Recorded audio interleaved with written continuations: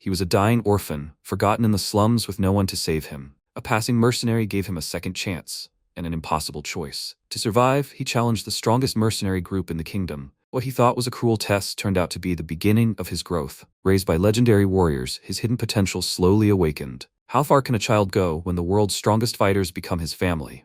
Let's find out. The story begins in the tiny country of New Daria, which 6 years ago was nearly wiped off the face of the earth by war. However, behind their victory, the work of a group of mercenaries was hidden. They called themselves the Fierce Beast Squad. Considering themselves the strongest in the world, they were a gathering of terrifying fighters, each with their own quirks and difficult temperaments. Whether true or just rumors, it was said that at some point a child joined their ranks. A small child was walking down the street of a ruined city, breathing heavily. Two armed men were walking towards him. One of them bumped into him and loudly told him to watch where he was going. They walked on and said that he couldn't stand children from the slums. He could forget about it. He was going to die somewhere anyway. Will he be okay? Their conversation attracted the attention of a passing boy. The boy continued walking through the city streets and thought that he himself didn't know who he was. He only remembers that everyone around him always called him a monster. When it seemed to him that death was the only way out, he remembered the words of his mother, although he doesn't even know what she looked like. He tripped over a stone, fell to the ground, and remembered how she said that he should not die and find someone he loves. He began to lose consciousness, called out to his mother, and said that he wanted to be with her. Before losing consciousness, he saw a guy approaching him and thought that after the death of his parents, only these words allowed him to live until today. His body froze and he suddenly fell asleep. The guy screamed and asked, "Is he alive?" The child suddenly sat up, breathing heavily, and asked what's going on. The guy looked at him and asked if he was feeling better. He was weak, so he gave him a pill. It quickly restores health. The protagonist looked at him and wondered, did he save him? The stranger looked at him and asked, "He can get up, right?" He looked at him while sitting on the ground and asked, "Who is he?" The stranger started to walk away and said with a smile that he was just a kind guy coming from the bar. He should eat and rest. The medicine only helps for a short time, so he should be more careful on the way home. He walked through the city while MC followed him. He looked at him from behind and screamed to get his attention. He was about to say something, but he asked, "Maybe he's a dad?" The guy was surprised by what he heard and loudly asked, why him all of a sudden? He was lonely and didn't have children. He was actually looking for a girlfriend right now. MC looked at him and said that, however, only his parents could help him. However, here he saved him. Also, since he helped him, that entails a lot of responsibility, doesn't it? The stranger said that he turned out to be a pretty smart kid. He's an orphan, isn't he? What should we do with him? He thought with a displeased look that he should have helped this child. How could he leave tactfully now? He had an idea and said that he should stop complaining and get to know him better. He looked at him with a puzzled look and asked, "Do you want to get to know him?" He agreed and said that his name was Begonia, a swordsman from the Fierce Beast Squad. He continued looking at him and asked, "Did he say Fierce Beast Squad?" He leaned towards him with a smile and said that they are hired to fight for money. "By the way, what's his name?" He said in a confused tone that his name was Will. He leaned towards him with a wide smile and said that it was a good name. He had a proposal for him. Does he want to join their squad? The protagonist asked in a puzzled tone. Is he offering to go with him? He agreed and said that it was certainly scary and dangerous there. They get involved in all sorts of things all the time, and one can die. It takes courage for that. He agreed in a calm voice and said that he understood that. Begonia looked at him with a slightly confused look and asked if he was absolutely sure about that. After receiving a positive answer, he reached for his sword and wondered if he hadn't intimidated him enough. He pulled a dagger from his belt, handed it to him, and said that he should try to defeat him. It would be some kind of entrance test. He could give him his sword, but he was unlikely to be able to handle it, so he should take the blade. He picked up the knife and said that it was impossible. He looked strong. He couldn't win. He said with a smirk that he was indeed strong, one of the best swordsmen in the whole world. However, they, the mercenaries, had made enemies everywhere. They even went against the Empire and the Holy Dragon Nation. That's why he was telling him this. If he couldn't defeat him, he wouldn't be able to join the squad. He called his name and asked if he wanted to surrender. He looked at the knife and said that if he lost, he would return to his old life, and this time he definitely would not survive. He thought that he needed to remember his mother's words, and that's it. That's right, he refuses to die here. He suddenly opened his eyes with a very determined expression on his face. Begonia, smiling, began to take out his sword and said that he could see everything in his eyes. This was a sign that he was ready. One misfire and he would die. Wasn't he afraid? MC, with the same determination, said that if he returned to that life, he would die anyway, so now he had to win. He ran towards him, swinging the knife, and loudly said that he didn't want to die. He ran next to him, tried to stab him with a knife, but he parried the blow with his sword. Immediately after that, he jumped back a few meters, and Begonia, with a surprised expression on his face, wondered who he was. Was he really not just some kid? A wide smile appeared on his face, and he thought that it looked like he had stumbled upon a real genius. He looked at him with a serious expression and said that he had not lost yet. since he was still alive. He took another sword and thought that with this test he only wanted to scare him off. He pointed the sword at him and said loudly that this was already interesting, he should attack. Will was engulfed in powerful energy and he said that he would not lose. He would survive and become a mercenary. He was surprised because he felt a very strong pressure and thought that he was looking at the commander himself. He took a defensive stance. He too was engulfed in energy and he wondered what was driving him. Maybe the desire to live? He asked for forgiveness and said that he would not hold back. He ran very quickly towards him. Begonia looked at him with a wide smile and thought that he was sure that this child would still be useful to them. He should show his strength already. Unexpectedly for him, the protagonist did not reach him, fell to the ground exhausted, and he said with an upset look that he had overdone it. For a child, he fought incredibly well. At his age, he would hardly have been able to do so. He picked him up and said that technically he lost, and according to the rules, he could not accept him. However, he would give his abilities a chance and take him to the commander. After some time, he thought that when he remembered his mother's words, he felt like he was not himself. He began to slowly open his eyes. An elf was sitting next to him, looking at him, and said that he woke up. Begonia will be back soon. He sat up and asked who she was and where he was. She said that there was an inn here. Her name is Silk. She is a summoner from the Fierce Beast Squad. He asked with a little surprise, so there are more people in the squad? She agreed and said that there are only 8 of them. He asked with a thoughtful look, what does a summoner do? She was about to use the summoning and asked if he wanted to take a look at it. At that moment, Begonia entered the room, loudly called her stupid, and said that she should stop immediately. She wanted to destroy the entire yard. The second in command would scold them again. She got a little angry about this and said that he himself destroyed the tavern when he drank too much. He got angry and loudly said that she didn't even need to start talking about it. The MC called him dad and said that he shouldn't bother them. He got even more angry and loudly said that he should stop calling him that. She turned to him and asked if the second in command was okay. He agreed with a smile and said that it looked like they were wasting their time and could grab a quick bite. She said that he said that last time and then was late. He continued smiling and said that they would have time for everything today. He looked at him and asked, so he failed the entrance test? Begonia denied it and said that he gave him extra points, so he passed. He called him dad again and thanked him, and he said loudly that he asked not to call him that. After that, they came to the tavern, where the waitress brought them food and said that she apologized for the wait. He looked at it with a happy look and said that it looked very tasty. Will was very surprised when he saw all this food, and he asked,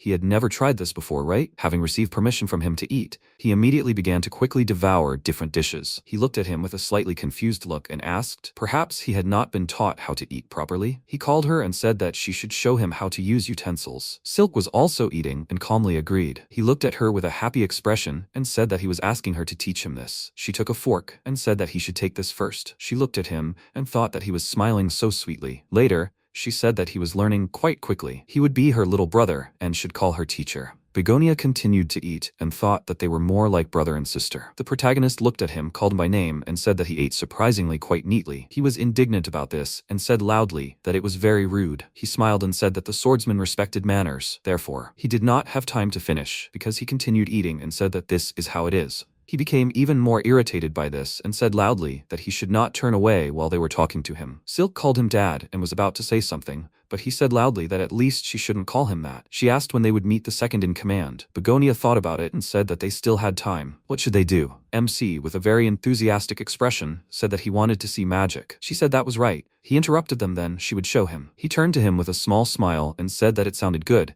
They should go somewhere freer. He asked with a plaintive look. However, could he please not distract them this time? After that, they went out to the field, and he said that this was a suitable place. Does he also want to use magic? He looked at him with a happy expression and said that he wanted to be like a teacher. Silk patted his head and said that here he is, her student. He said with a happy look that although he is a swordsman, he also has magic. He looked at him and asked with a slightly incredulous tone, is this true? Begonia said with a smile that everyone in their squad can use magic. He looked at him with a serious expression and said that only a teacher could do that. He agreed, and she said that however, he needed an aptitude for magic. He agreed and said that without a predisposition, it would be impossible to use magic. She created a magic circle on the ground and said that now she would show it to him. He took his hand, loudly called his name, and said that he should hold on to it and watch closely. She summoned a huge wolf, and he said that this is what the strongest organization is, a mercenary squad of the ferocious beast. She asked how he liked it. Cool, right? He said that the magic of summoning the phantom beast Princess Silk. Will looked at this with a shocked expression on his face and said that it was amazing. She stroked the summoned wolf and asked, Fenrir is cute, right? He went to her and asked if he could pet him. She said he could be bolder. He didn't bite. He hugged him with a happy expression and said it was adorable. He turned to her and said he wanted her to teach him summoning. She said it was not time yet. Begonia agreed and said that he could do the same after training. First, you need to feel the magic. It took him 3 months, and it will probably take him half a year. Unexpectedly for him, he said that he could feel it. He looked surprised and said loudly that it couldn't be, not so fast. He said that he felt it during the summoning. It was as if something passed through his body, as if it was overflowing him. He remembered what happened earlier and thought that for sure, he had already forgotten the pressure he felt then. He called Silk and asked, she has a mana measuring device, right? She looked at him and said that she seemed to have one. She started to leave and said that she would get it now. She brought a device and said that it was a mana measuring device that works with magic. He should just put his hands in it. There is liquid inside. The higher it rises, the more mana. Even half is already considered a considerable amount. He need not be afraid. It will not hurt. The protagonist looked at it and asked, will he be able to become a summoner? She said that it was not clear yet. It would just measure mana. He agreed to check it out. She said that then he should put his hands in it. He took the device in his hands and she said that something went wrong. The liquid began to boil. Suddenly, the device in his hands broke and she asked in surprise, didn't they manage to measure it? Begonia looked at this with a smile and said that his instincts were right after all. Then it was decided that they, a squad of mercenaries, would train him. After some time, they galloped along the road and Silk said that everything was clear here. He thanked her and said that he was calm, since Fenrir was with them. She said with a calm expression that indeed, he was a high-level monster. No living creature would dare attack him. At this rate, they would be able to reach the base in 2 days. He said that she shouldn't relax. If it was calm around, then the problem was inside the carriage. His entry was impossible without the vice-captain's approval. A few hours ago, they were walking down the street and said that it should be somewhere around here. Is it definitely here? Begonia looked down and said that if his memory serves him correctly. He called MC by name and asked if he was nervous. He looked at him and asked if the vice-captain was a bad person. He thought about it and said that he was a little hot-tempered. He was much smarter and more reliable than them, but he was so petty that he scolded for the slightest mistake. He had already received punishments because of this many times. However, he will be fine. They should go. Silk patted him on the head and told him not to worry. He could do it. They reached the right place. Begonia called the vice-captain and said that they had arrived. The tactician Solreo called him and said that they were late again, this time by 15 minutes. When will they get rid of this stupid habit of being late? He asked for forgiveness with a worried look and said that a lot had happened. He thought that the vice-captain seemed to be in a bad mood today. She, with a slightly worried look, thought that it was his fault. He turned away, was about to leave, and said that he had taken this into account when making the schedule. They should get down to business quickly. Will gave his name and said that he was very pleased to meet him. He did not have time to finish because Solrio said that he must be the orphan he had been told about earlier. Having received a positive answer, he said that he did not approve of him. Having a child join won't do any good. It'll just be a hindrance. However, since his opinion isn't decisive, he'll let him meet the captain. For now, he should get in the carriage. He looked back and called the two of them. They said, looking a little worried, that he would go first. She would handle the perimeter security. After that, he got in the carriage and thought that now he was spending an extremely awkward time with a certain vice-captain. He called him with a worried look and asked if the weather was nice today, wasn't it? He agreed, and he continued that this carriage was simply amazing. He agreed again. He was about to say something again, but Solrio immediately said that he should stop. He didn't need to keep up the conversation like that. He didn't feel the need to communicate with him. He asked, looking worried, what he didn't like about him. He looked out the window and said that it wasn't that he didn't like him. He was weak, and he didn't know what his magical potential was. For them, that was weakness. The protagonist said that he would become strong and wouldn't be a burden. He asked, he just said he wouldn't be a burden, right? He extended his hand to him and said with a serious expression that he must prove it. He must prove that he's not useless trash. He used magic and with a surprised expression he loudly asked, what is it? They teleported to the forest, started falling, and he screamed loudly in surprise. He landed on the ground and said that teleportation was his magical ability. However, that's not important now. The device he used today was a very expensive artifact, and he was able to break it. However, it will allow him to clear his name and reduce the minus to 0. In other words, he's already infamous. There's a rare magical flower built into that artifact. That flower is up there. He must go and get it. So first of all, he must get down from there. MC hung on a tree branch with his clothes and asked for help. He climbed down from the tree and asked with a serious expression if he could get it, Would he recognize him? Solreo said that it was beyond the capabilities of an ordinary child. He didn't have time to finish because he didn't listen to him and climbed the mountain. He caught on a rock which broke off and fell from a great height onto his back. He looked at him and said that, as he thought, he should just give up. He refused to give up, and he, with a calm expression, said that even adults couldn't do this without special training. So a kid like him, he started using his energy and said with a determined look that then, just like in the duel with Begonia, he would do the impossible. He was surprised when he saw it and asked, "What is it?" Will ran forward very quickly and thought that something was wrong. It seemed to him easier than last time. He can't stop. He closed his eyes in fear, but Solreo created a portal in front of him, teleported him to himself, and grabbed the hem of his clothes. He said with a calm expression that he should not use his power thoughtlessly. He turned to him and asked, "What should he do then?" He said that he must feel the mana in his body. He grabbed his clothes and said that he already felt it, his magical power. He said that next, he should let it smoothly flow through each limb so that it circulated from the top of his head to the tips of his toes. He must feel it. Most likely, he has an excellent reserve of mana from birth, and it flows smoothly through each limb. He concentrated on this and thanked the vice captain for this advice. He looked ahead with a serious look and quickly ran towards the cliff. He stopped in front of the cliff, jumped up very high, extended his hand, and said that he was almost there. He grabbed the edge of the cliff, took this flower, and at that moment, the rock broke and he began to fall down. Solreo used his magic, teleported him to himself, and caught him in his arms. He put him on the ground. The protagonist handed him the flower and said that he got it. He looked at him and said that, to be honest, he intended to leave him at the orphanage. However, he risked his life for his impossible task. He took the flower from him and said that even with his enormous power and control, it was very difficult. However, he listened to his advice and was able to accomplish it. Unlike other children, he is really smart. He called his name and said with a small smile that he recognized him. He thanked him, and he said that now they should go back. They teleported to the carriage. He called the vice captain and asked what he was writing. Solreo said that he was writing a letter to the captain. He asked if the captain was scary. He denied it and said that he was a very nice and cheerful person. He used his magic, which attracted MC's attention. He noticed this and said that he would teach him how to do it. At that moment,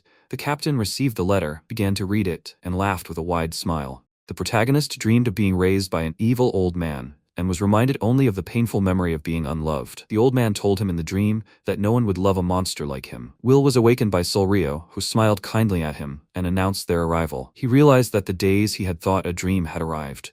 Will saw a large city and a beautiful castle from the carriage window. Begonia greeted them. They were finally here. The protagonist saw the real mercenary headquarters and was surprised by how huge it was. Begonia noted that the mercenary headquarters was located right in the center of the royal capital. The deputy called Will and said that the commander was waiting. The protagonist said with a smile, "Yes, deputy." Begonia furiously asked him to listen to him. He was surprised that it was the first time he had seen the deputy with someone. He was so gentle, indeed. Silk placed her hand on her chest and replied that it was no surprise that he liked him too. After all, he was her student. Will noted that the building was enormous and asked, "Do many people live here?" The deputy firmly answered, "No." But in a group of 8 mercenaries, he was clearly an extra burden. MC was surprised by how big the house was. He said with surprise on his face that he would now be living here. His eyes widened as he examined everything possible. The mercenary noticed that magical energy was pouring out of him again. The protagonist pointed at the door and asked, "Can we come in here?" The deputy looked at him and replied, "Yes. No one will hurt you here." He opened the large door and informed the commander that they had arrived. The commander laughed and replied that they had finally returned. He hung in the air and radiated an ominous aura. The commander said in a rough voice, "He brought a funny boy." For now, he apologized to him for intimidating him out of habit. The protagonist greeted him with a stuttering voice, and he greeted him back. The commander approached Will and noticed that he exuded incredible magical power, even stronger than Silk. He asked, "Where is he from?" The mercenary replied that he found him in a dark alley on the outskirts. Rock looked at him in surprise and replied, "Really?" Begonia said he thought he already knew everything and asked for approval for Will to join the squad. He added that Will was truly talented and wanted him under their wing. Rock approached the protagonist and asked, "Do you want to join the squad?" He noted that he had talent, but he was still a kid. The commander replied that he couldn't accept him into the squad. MC worried that he wouldn't be able to join the squad after he'd just met everyone and would be alone again. Protagonist realized that if he was alone, no one would love him. Rock replied that in this form he could not officially accept him into the squad because he lacked strength. He asked him to become stronger and learn to defend himself, and for now, he would look after him. Rock patted him on the head and said there would be no free dinner, as he needed to study and work hard. He ordered him to take a bath first and asked Begonia to accompany him. The mercenary waved his hand and said, "Yeah, let's go." Rock looked at Silk and asked her to prepare suitable clothes. She smiled and replied, "I understand." Will dried his head and thought about how warm and pleasant it was after the bath. Although his clothes were a bit big, the protagonist smelled something delicious in the hallway and followed the scent. The cook asked in a gruff voice, "Who's there?" "It's not ready yet." Will looked at him and thought about how dinner was supposed to be after the bath, right? The cook, knife in hand, turned around and asked, "Who's there?" MC saw him with his mouth open and thought, "The cook?" He explained that he had become a mercenary apprentice that day, and that his name was Will. The cook remarked on how small he was,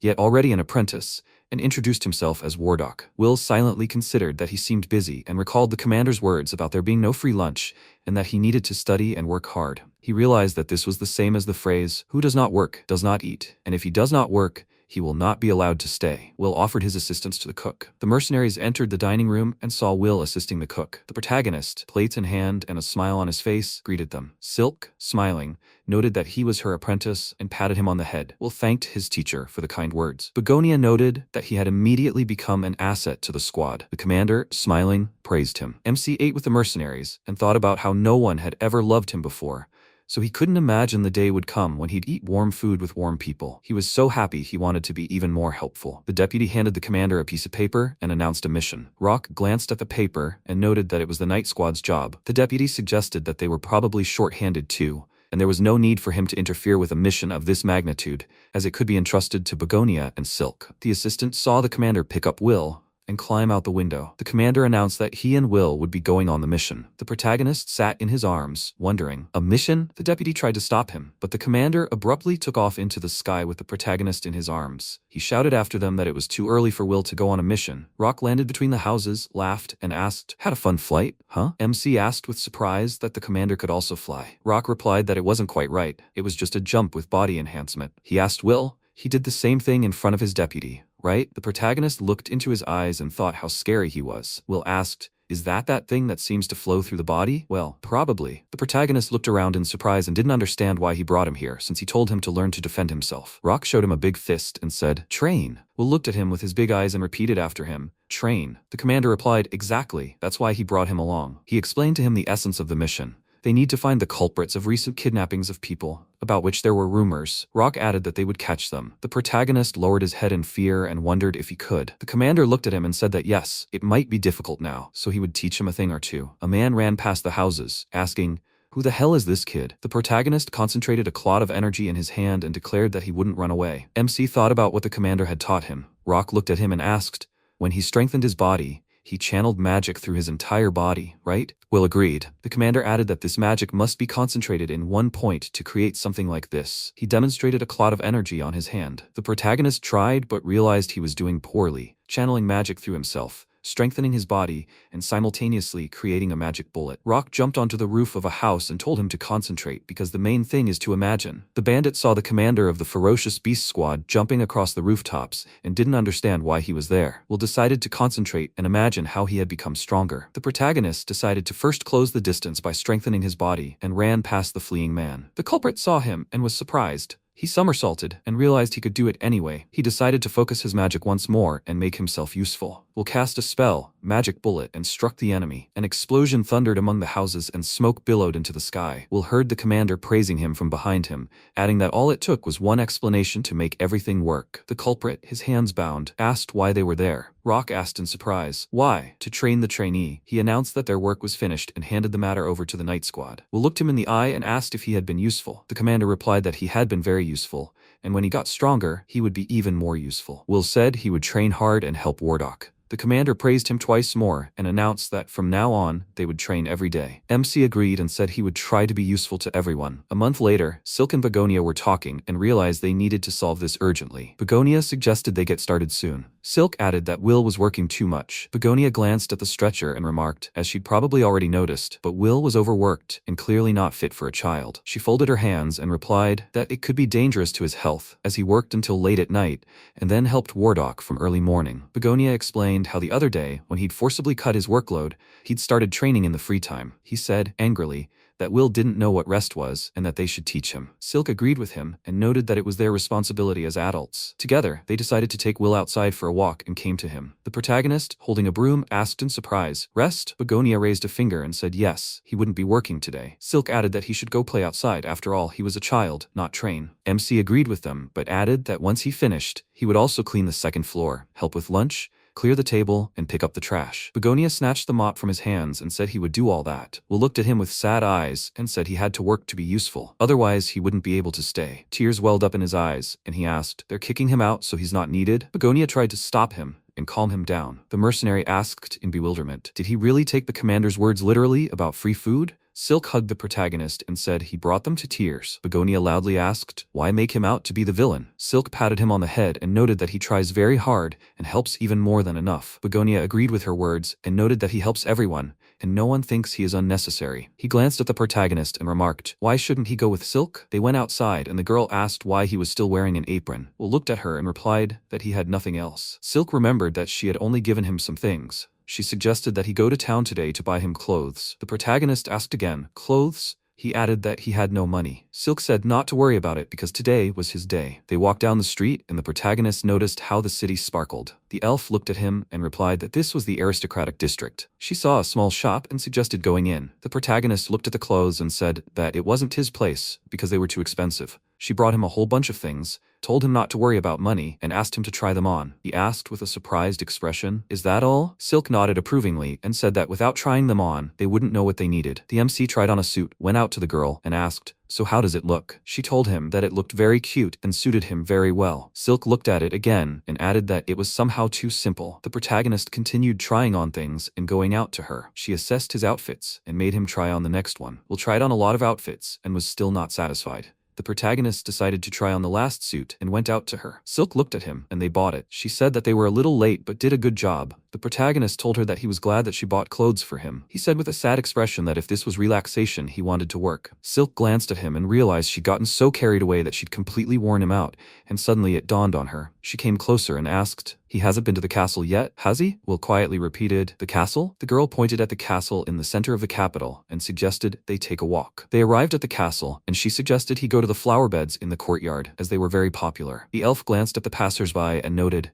beautiful people in a beautiful garden, but they certainly had other things to do. The protagonist saw sadness on her face and asked what was wrong, as she looked gloomy. Silk looked at him and replied, no, nothing. They approached the clubs and remarked on how beautiful they were, adding that they hosted social receptions there. Will was very surprised to see these beautiful flower beds and remarked that it was even more beautiful here. He called the teacher over to look and remarked how beautiful it was, wasn't it? Duke Berlant was passing by, telling the courtiers how much money he'd invested here. He added that, in other words, everything here belonged to him. Berlant saw a boy looking at flowers and thought, who's this brat? He walked up to him and kicked him, saying, get out of my way. Silk saw this and rushed to the Will. The protagonist glanced at her and replied that he was fine. Silk, convinced of this, exhaled. Berlant ran up to the girl and asked, is that her, the princess of the phantom beast? She looked him angrily in the eyes and replied, yes, and this boy is her student. Silk asked him, he knows her, and yet he's still acting up? The fat man replied that he didn't care and added that they couldn't have heard of him. The duke explained that this was one of the few ducal houses in the kingdom, and that the name of Duke Bass stood at the pinnacle of the aristocracy. Silk loudly retorted that this in no way gave him the right to kick the Will and ordered him to be silent. Berlant said, so what? Well, get the dirty boy out of the way. He's a commoner or some kind of orphan. The Duke looked at the girl and added that a mercenary company was no better and nothing but trash. The protagonist looked at the Duke and said he wouldn't allow him to speak like that. He added that he could kick and insult him as much as he liked, but he would never forgive him for humiliating his company. Berlant called him an insolent brat and ordered the guards to escort them out of here. The guards heard him and accepted the order. Silk angrily and loudly shouted, stop, and added that he was her apprentice. She spoke. Even after he realized who she was, he still decided to touch this boy. The girl angrily ordered him to leave. The guards stood in front of him and blocked his way. Silk ordered them to disappear before they angered her even more. Berlant loudly asked the guards, what are you afraid of? He pointed his finger at her and said that this was the princess of the phantom beast, just a commoner who came from another country. Silk sighed tiredly. She said that she was fed up with all this and suggested that Will leave. The protagonist agreed with her and left. Berlant angrily stamped his foot and shouted. She ran away. Yes, in the end she is still a commoner, and he has not forgotten that their comrades beat his son half to death. He loudly added that they are all barbaric rabble. Silk led the protagonist out of the castle and apologized to him. Will asked in confusion, for what? She quietly said that she finally had a day off, but everything turned out this way. Silk explained that it all started because of that petty girl. Will asked again, girls? Silk nodded approvingly and said that the Charnoa is the #1 problematic person in the squad. The teacher said that after she beat the Duke's son half to death, troubles followed them. The protagonist guessed she must be a scary person. Silk, with concern in her voice, asked, "By the way, how's your stomach?" Will asked, confused. "Stomach?" The teacher reminded him that the Duke kicked him in the stomach. Will replied that he was perfectly fine because he always tried to strengthen his body. Silk worriedly thought, all the time? She really felt like he was enveloped in magical power, but to do it all the time, especially at his age. MC said that it wasn't like it didn't hurt at all. Silk called out to him and asked, "Is mastering magic bullets going well?" Will nodded and replied that he was beginning to understand. He looked at the magic bullet in his hand and said that he enjoyed training, which is why he did it every day. Silk glanced at him and thought about how quickly he had grown, and how training was a way for him to take his mind off things. She asked him if he wanted to test his magical ability. He asked again, magic ability? Silk added that she wanted to see what kind of magic he had. Maybe it was creating water or fire, or maybe it was teleportation like the deputy, or her summoning magic. She noted that today was his day off, so they could reschedule for another day. Will clenched his fists and asked, if he knows, will he be able to become stronger? The teacher nodded approvingly and replied, "You can." The protagonist replied, "Then let's go." She replied that she knew it and added that it was very close. The girl extended her hand to him and said that it was a magical association. MC repeated after her again, "The magic association." Silk brought him to the magic association and added that here you can learn about your abilities. She asked him which one he would like. The protagonist looked at her and replied that summoning magic as strong as hers. She explained that the chance of using a summoning spell is very low, but for him. Will asked impatiently, "For him what?" The elf suggested he go and find out everything. The people saw that Miss Silk was there and immediately began to fuss. The protagonist noticed how they fussed. They apologized to her for the wait and asked how they could help today. The teacher said that she was here to learn about the students' magical abilities and asked for a room. The man folded his hands in front of himself and replied, "I see." And the student, it turns out. He looked at the protagonist and added, "This boy, is that right?" Will noticed that the teacher's appearance had everyone very agitated. Silk glared at them and asked, "Any problems?" The guy replied, "No way, they can follow him." The mages overheard her mention of him being the Phantom Beast Princess's apprentice. They wondered if he was too young. Will noticed everyone looking at her and asked, "Is she really that outstanding a mage?" The elf glanced at him and replied, "Yes, outstanding, and he's her apprentice." The boy who led them to their room wondered how naive they were and who this child was. He led them to the room they had prepared for them and asked for leave. Silk thanked him for his help. Will looked around the room and noted how spacious it was. The elf glanced at him and added, "Before testing your abilities, a little studying." MC looked at her and asked, "Studying?" She nodded approvingly, put on her glasses and said there would be a magic lesson. Silk began writing on the board with chalk and added that she hadn't given all the details. The elf asked him to remember while he could and to listen carefully. The protagonist enthusiastically responded, "Yes, teacher." The boy peeked around the corner, thinking it was a luxury to study in a closed room with Miss Silk. The elf explained that, firstly, the body strengthening and magic bullets he was currently practicing were basic skills that simply utilized magical power, and further training would depend on his abilities. She added that she was talking about advanced spells. The protagonist watched her attentively and listened. Silk wrote the information on the board and added that magical abilities are divided into two main types. The first is elemental magic, which most people possess. She explained that one can release fire or control water, and that this is the most common. The elf looked at him and explained the second type, special magic, that cannot be attributed to any element, for example, the deputy's teleportation magic or her summoning magic. Silk explained to the protagonist that it is called special for a reason. Only 1 in 10,000 can possess it. Will repeated with interest, 1 in 10,000. The elf put the chalk back and announced the lesson was over. She added, "What will come of it depends only on him." The protagonist looked at the crystal and asked, if he touched it, could he become a summoner? Silk began to wave her hand over the crystal and answered, "I don't know, my intuition tells me so." But she saw only gray mist. The elf stroked his head and said that she had a premonition from the very moment she showed him Fenrir. Will asked with interest, "And what does that mean?" Silk looked into his eyes and said, "He has summoning magic." The protagonist smiled and cried out joyfully, just like the teacher. The elf looked at him and suggested moving straight to summoning the beast. MC inquired, "Right here?" Silk told him that summoning would make him a true summoner. The assistant saw Lady Silk and her apprentice. He asked, "Are they back yet?" The elf answered affirmatively and said they were going to the dungeon. The assistant, smiling, said, "So that's it. Have they already found out about his magical ability?" Inwardly, he was discontentedly thinking that even though he was her apprentice, he was still just a child. He smiled and said, "He must be talented since he's her apprentice." She said it was summoning magic, and his expression changed. The elf glanced at the protagonist and said they were going to the dungeon. The assistant angrily thought that even with specialized magic, the probability was extremely low, and this one like hers. He looked at him and thought that this was a child, recognized as the summoner of the most powerful forces.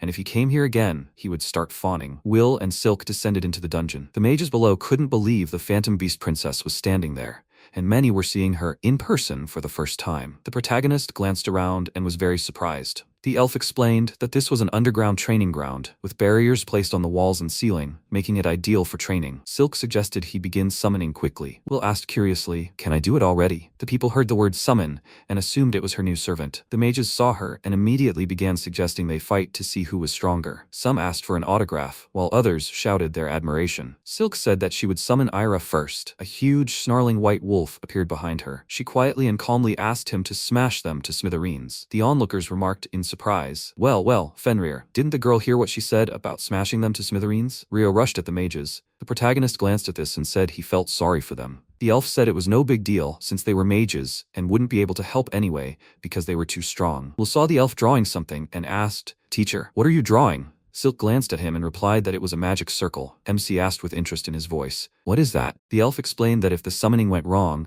the summoned creature would attack him, and to prevent this, she drew a circle, since with the circle's support, one could activate magic beyond one's own abilities. Silk asked him to channel magical power through it and say, "Summon servant." Will said he understood and placed his hand on the circle. The elf prompted him to imagine summoning a creature from another world. The protagonist repeated after her again, "A creature from another world."